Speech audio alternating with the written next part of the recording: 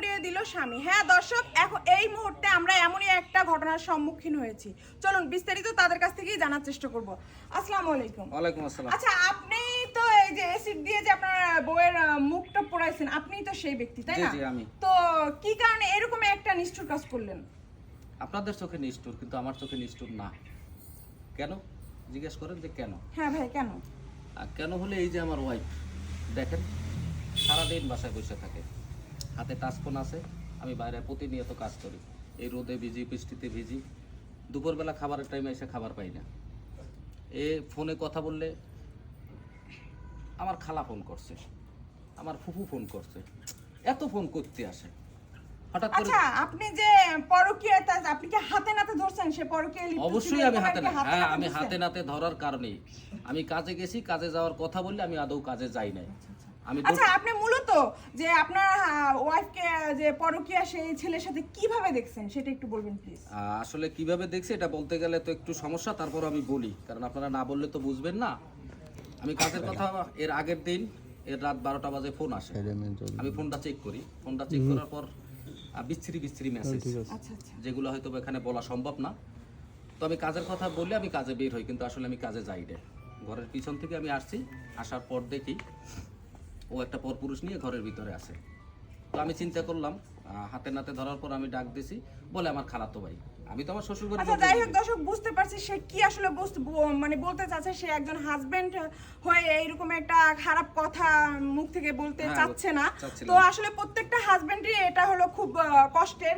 তো আমরা একটু এই মুরব্বীদের সাথে কথা বলবো। আচ্ছা আন্টি, আসসালামু আলাইকুম। তো আপনার তো ছেলের বধূ, মানে পুত্রবধূ, তো আপনার পুত্রবধূকে যে এইভাবে মানে এরকম একটা খারাপ ভাবে ধরছে, এটা কি হাতে নাতে ধরছে না?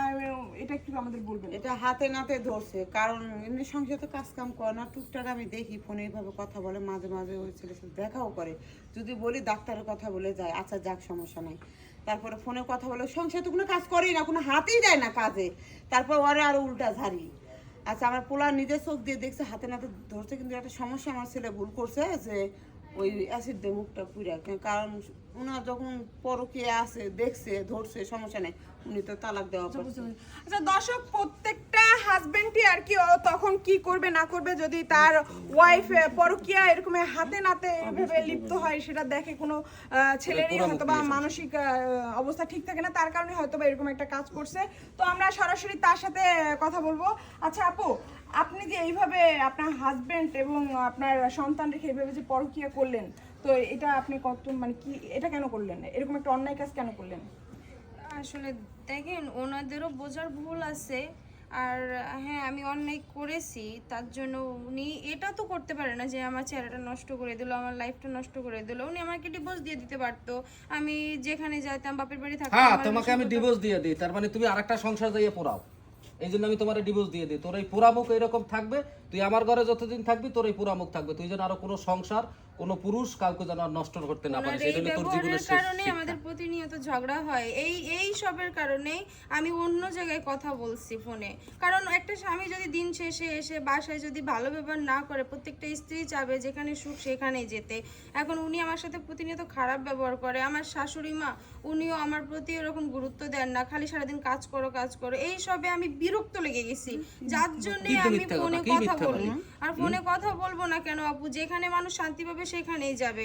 সে আমাকে ছেড়ে দিতে পারতো, কিন্তু না, সে তো আমার মুখটাই নষ্ট করে এই জন্য তো তোর এই অবস্থা করছে, এই হাল করছে। কি মিথ্যা দেখ, সংসারের কাজ কাম কয়টা করস? দর্শক, আপনারা দেখতেই পেলেন যে তার এরকম একটা কাজ হয়েছে যে তার মুখ অ্যাসিড দিয়ে পুড়াই দিছে, তারপরেও সে অনুতপ্ত না।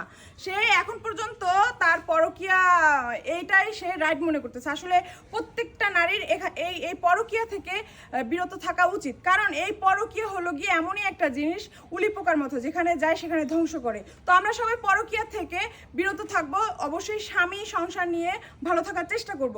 তো আমাদের এই ভিডিওটা শুধুমাত্র একটা বিনোদনমূলক একটা ভিডিও, আপনাদের বোঝার জন্য, আপনাদের একটা মেসেজমূলক ভিডিও। আমাদের ভিডিওটা যদি আপনাদের ভালো লাগে অবশ্যই বেশি বেশি শেয়ার করবেন, আর আমাদের ভিডিওটা যদি ভালো লাগে লাইক কমেন্ট শেয়ার করে পাশে থাকবেন। আবারও কোনো একটা ভিডিও নিয়ে আমি স্বাগত সুমি হাজির হব। ততক্ষণ ভালো থাকবেন, সুস্থ থাকবেন, আল্লাহ হাফেজ।